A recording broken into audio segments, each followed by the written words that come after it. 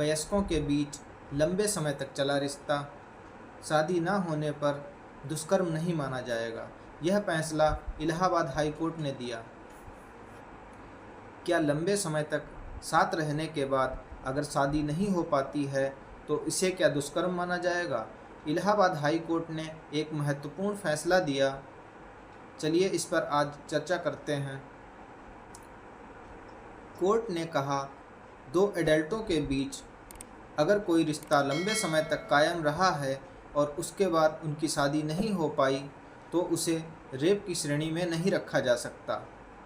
चलिए क्या है मामला, इस पर चर्चा करते हैं। आप देख रहे हैं आकाश एसपीएन लीगल और अभी तक आपने सब्सक्राइब नहीं कर रखा है तो सब्सक्राइब कर लीजिए, बेल आइकॉन को प्रेस करके नोटिफिकेशन को ऑल कर लीजिए।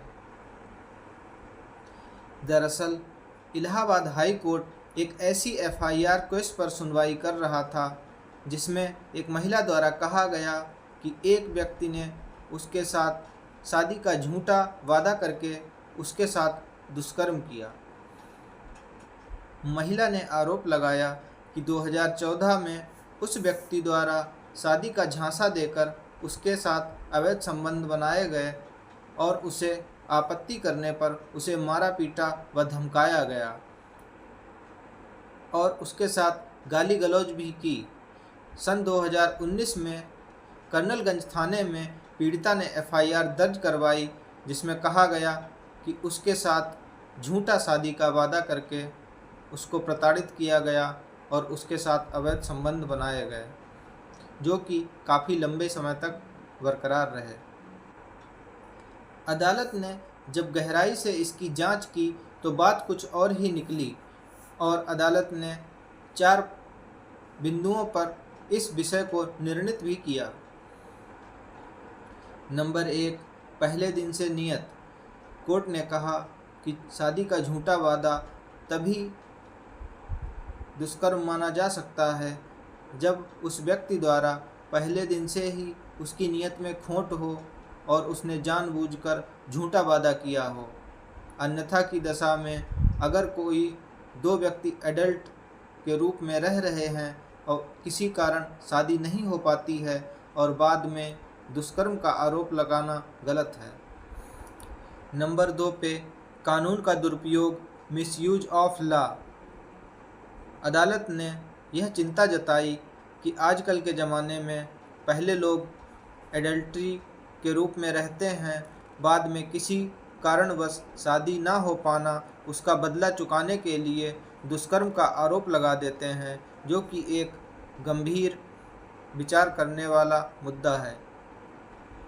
नंबर 3, बालिग होने का मतलब एडल्ट कॉन्सेंट, अर्थात अगर कोई महिला एडल्ट में रहती है तो उसे अपने भविष्य के परिणामों की पहले ही जानकारी होती है।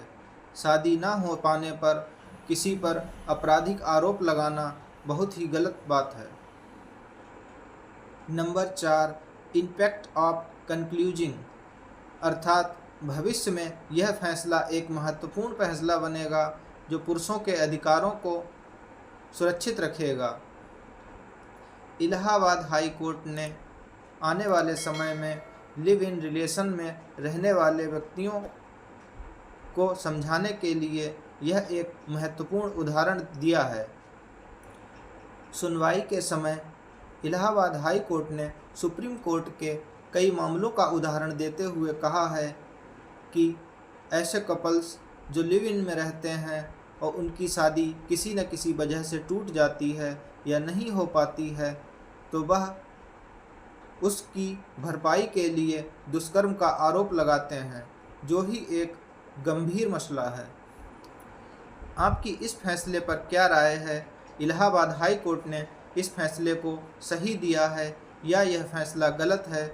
हमें कमेंट सेक्शन में कमेंट करके अवश्य बताएं और अभी तक आपने हमारे यूट्यूब चैनल को सब्सक्राइब नहीं कर रखा है तो सब्सक्राइब कर लें, बेल आइकॉन को प्रेस करके नोटिफिकेशन को ऑल कर लें और वीडियो को लाइक, कमेंट और शेयर अवश्य करें। धन्यवाद।